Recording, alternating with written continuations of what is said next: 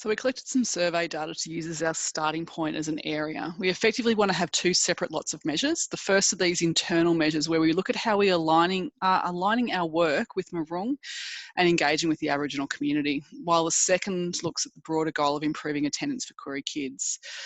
So for our knowledge of Marrung, hopefully by this time next year, we have everybody answering they have a strong understanding of the plan and implement it in their daily work. Right now, none of us do that, so it'll be great to see us shift the way we work to achieve that. Next, how often do we embed the principles of Marrung? Here, our aim is always, and it was great to read some of the examples of embedding these principles, and we'll share those once everyone has completed the survey.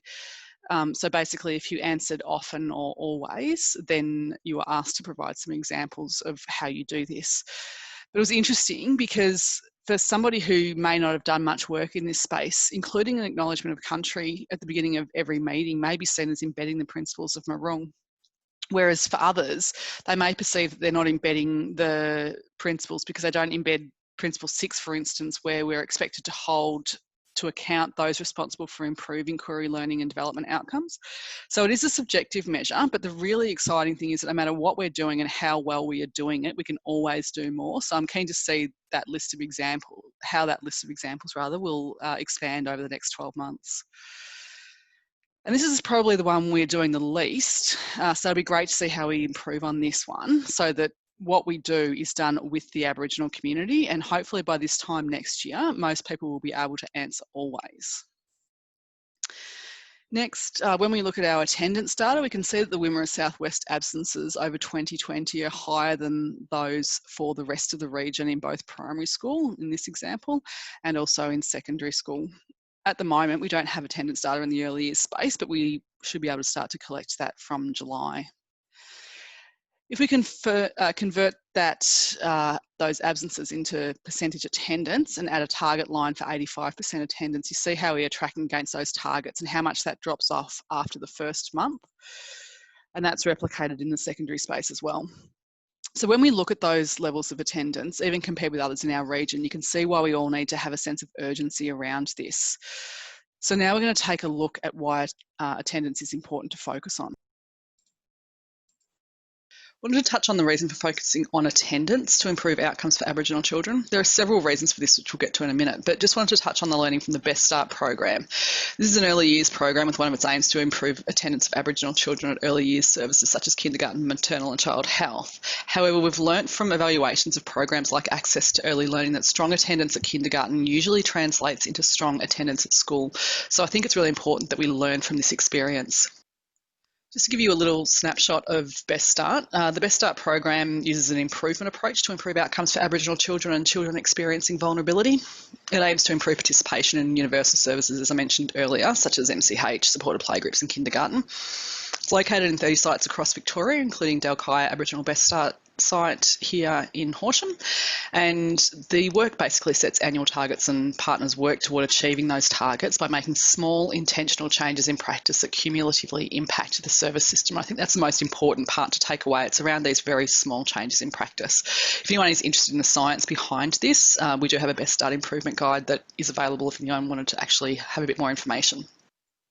One of the key learnings from using an improvement approach in Best Start over the past few years has been that when learning environments are culturally safe and welcoming for Aboriginal families, attendance increases. So what does culturally safe and welcoming mean? In the Best Start context, we've found a couple of things are really important. The first one is celebrating Aboriginal culture daily, not just during important weeks. So while Reconciliation Week, NAIDOC Week, Sorry Day, they're all really, really important things to recognise.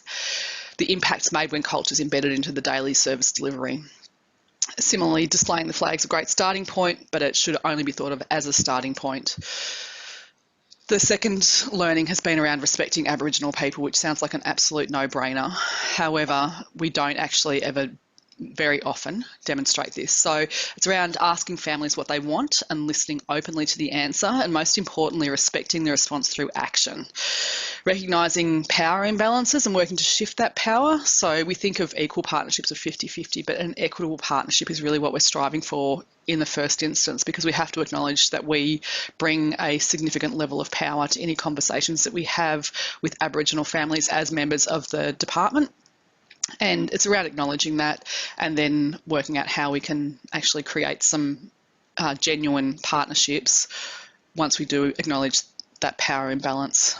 And the final point is around establishing positive relationships early, listening to people's stories, reinforcing their importance, not working from a shame perspective. So we had an example in Dalkai Aboriginal Best Start where one of the services changed their enrolment form for the kindergarten so that they asked families at the start of the year, and this was all families, but they were particularly interested in the Aboriginal families' responses.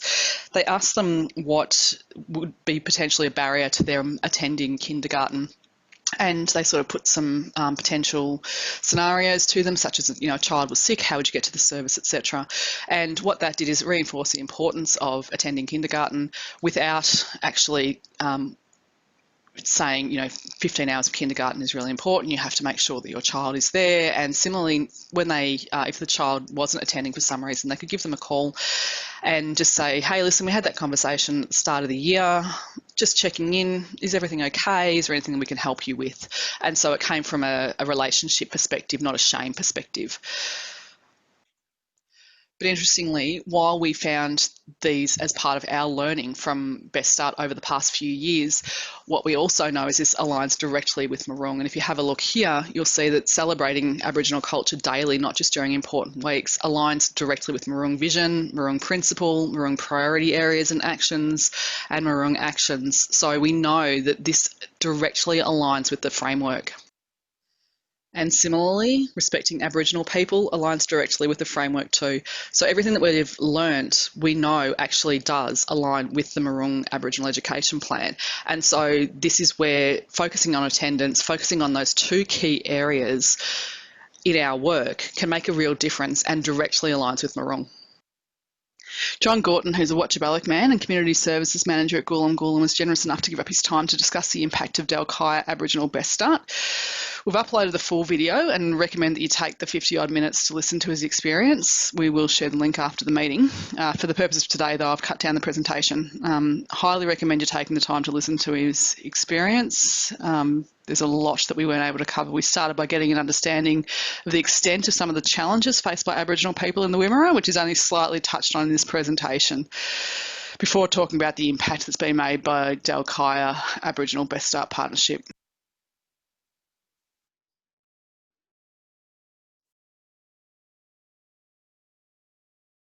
I think it's important for people to know that each Aboriginal person has a story, and whilst some of it may not be as bad as mine, his people are way worse. Yeah. And then there's some that have probably had the good experience, and, you know, good luck to them. I wish that I had it, but unfortunately I didn't. When the George Floyd thing happened, I seen the video, and, you know, it took me a little bit to get to sleep that night because, you know, the trauma that it sort of brings back from all the stuff that's happened to us over the journey. You know, the reason I talked about a lot of this stuff was because it did raise all that trauma that's happened to me, and, you know, I've been angry for about 4 weeks now. And even this morning, you know, we've been talking about some of the stuff that's going on around the country with some of the other boys, and it's actually exhausting. It's brought a lot of things to a head, I think, the George Floyd stuff, but really it's okay for people to be standing up and saying, you know, we want change, but we want more than just people saying we need some doing, we need some actions. The Aboriginal community always consults first and then does things, whereas it seems sometimes the department wants you to build the plan and then consult later, which to me is backwards. So we decided anyway to consult with the people that are in the early years, the families that have kids in the early years services, and then give them the options. Is it the outcomes? Mm-hmm. Yep. So we have the 6 outcomes, I think it is, and then they pick which ones that they want or they see as a priority for the community.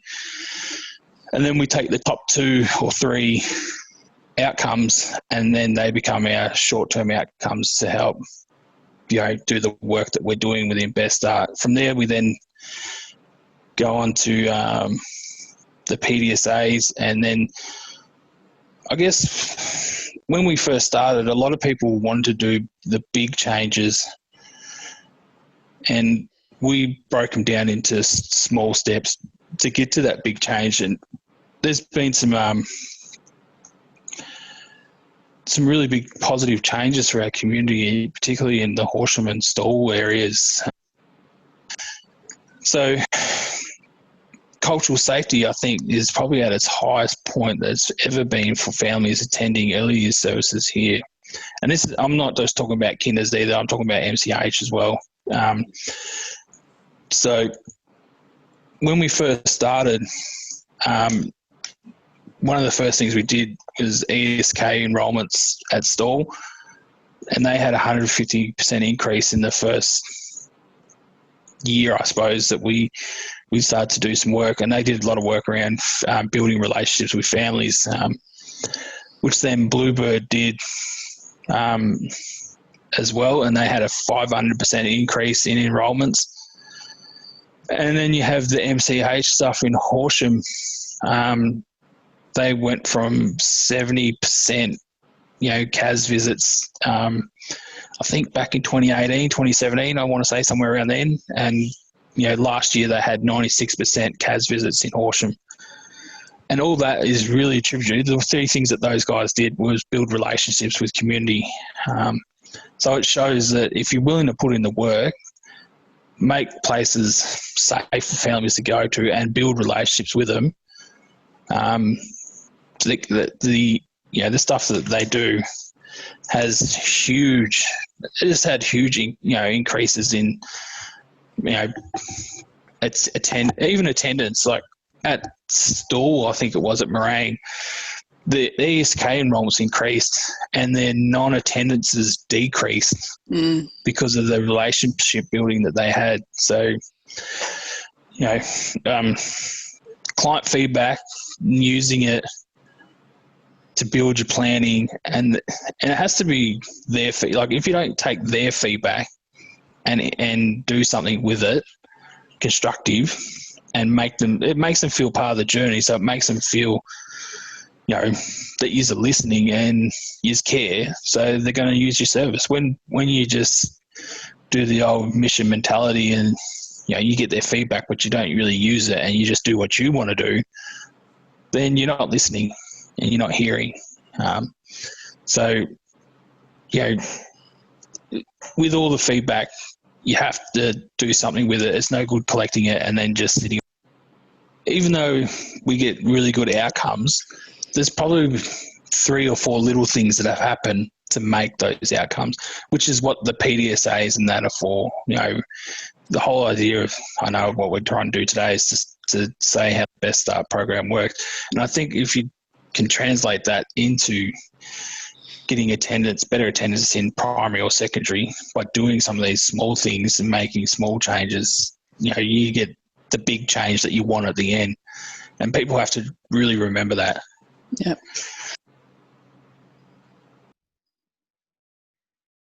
I think meaningful feedback, at the start, whatever you collect is probably going to be a lot of criticism, but the schools have to be open to it, because if we don't figure out what's broken, we're never going to be able to fix it. So I think meaningful feedback around why attendance rates are so low is the first stepping point. And then once you've sort of got that feedback, I think then it's looking at, okay, what's a whole bunch, like we know what the big goal is of what they want to do is increase attendance, but what are the bunch of changes that they could make, either systems-wise or people-wise. When I say people, I mean like relationship-wise, that they could change to help with attendance increasing. It can't be all reliant on the CESOs to fix a problem that's too big, say for the WIMRA, too big for two people. That's not going to work. You need people on board, community on board with what you're trying to do. Maybe they have working groups within the schools with parents. You have to do something in good faith, even if it's the smallest thing. They then think, they might be looking to make some change, and if you do another small thing and then another small thing, all of a sudden people are starting to go, maybe they are trying. Maybe we should try and put in a bit more to, make it look like that we're doing our part. So one of the things I wanted to say is that if we don't get the education part right, it leads to other problems. So for the WIMRA, for example, Aboriginal people in the WIMRA have the lowest rate of employment than the rest of Victoria. How do we change that? Yeah. We have to have kids educated.